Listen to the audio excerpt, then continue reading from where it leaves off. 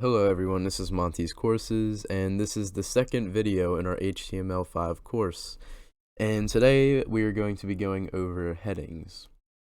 Headings are probably like the best thing for a website. You want a lot of them in there because that's where people are gonna, find the most important things, because every important thing has a heading for it. So in order to do that, we are going to do a command. Hold on.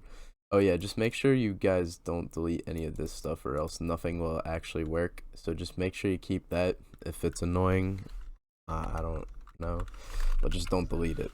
So to make a heading, you can do this, right? And then H. Yep, so you have this, right? And then what you do in the middle is go Monty, right? And then you run, and there it is. Wow, Monty.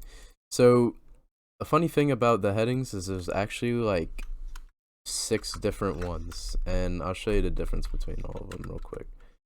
So if you actually put my caps lock on, yeah, we'll go ahead to Monty. I'll show you what the difference between all of them, and this will probably help you choose which one is best for your site.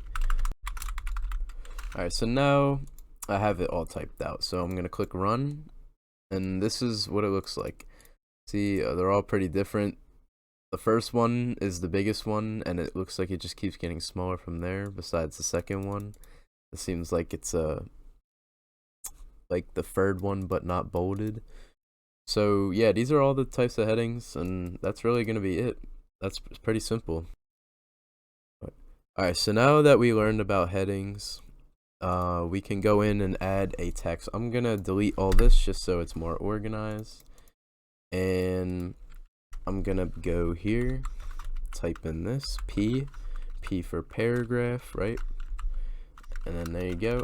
So now I can type Monty's Courses is the best